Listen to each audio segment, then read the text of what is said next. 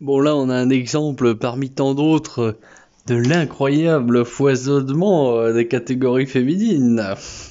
Andrade contre Silva, que ce soit un co-main event, il faut vraiment que l'UFC soit en train de racler les fonds de tiroir pour mettre ça à cette place-là, quoi, dans la carte. C'est un peu la tendance de cet été où on a des cartes bien pauvres, bien trouvées. Après, parfois, au final, c'est les combats les plus intenses, les plus disputés que l'on voit justement dans ces cartes très pauvres, très dégarnies. On verra bien, hein. Et sur ce, je vais pas vous enquiquiner plus que ça. Passons à l'analyse du combat. Andrade, elle fait 1m56 pour 157 cm d'allonge. Elle est en pied d'appui droitier.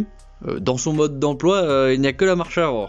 Mais une marche avant sans aucun choix intelligent du moment durant lequel elle fonce en ligne droite. Le problème, c'est que ce côté fonceuse en ligne droite, ça la rend mauvaise pour couper l'octogone. Ainsi, elle se retrouve souvent à devoir courir après son adversaire. Elle a une qualité que toute personne dotée de la vue constate. Elle est explosive et a une grande force physique pour la catégorie féminine dans laquelle elle répète à l'infini son schéma basique d'attaque. Oui. Et alors, certes, elle lève sa garde et la ramène, mais ça c'est quand elle n'envoie aucune attaque.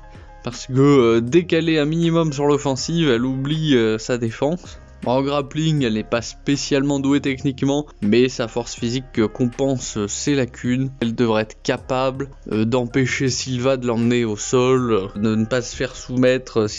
Silva, elle fait 1m63 pour 165 cm d'allonge. Elle est en pied d'appui droitier. Contre une combattante aussi basique techniquement, avec une allonge courte et manquant de mobilité comme Andrade, qui compte exclusivement sur son explosivité pour l'emporter, il suffit d'avoir une bonne gestion des distances. Or, il se trouve que c'est le cas de Silva. C'est même sa qualité principale.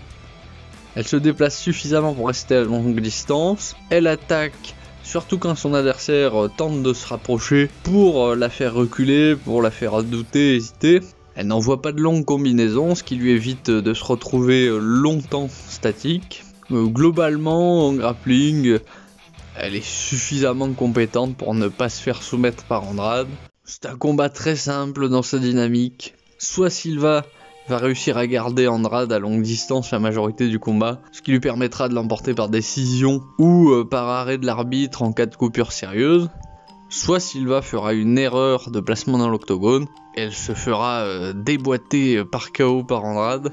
Si je dois donner des pourcentages, je dirais 60% de chance de victoire par décision de Silva, 10% par arrêt pour Silva, et 30% de chance de victoire par KO d'Andrade.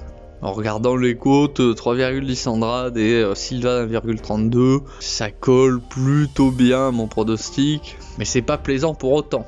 Je mettrai ce pari en B, ni catastrophique parce que Silva a de grandes chances de l'emporter, ni très attrayant à cause de la faiblesse de la côte. Et ce sera tout. Comme d'habitude, étant pris en otage par l'algorithme, je suis obligé de vous dire, mettez un pouce bleu, abonnez-vous, activez la cloche des notifications. C'est dans le contrat tacite, hein, ça. Mais par contre, je serai bien content de connaître votre avis sur ce combat. Et je vous dis à la prochaine.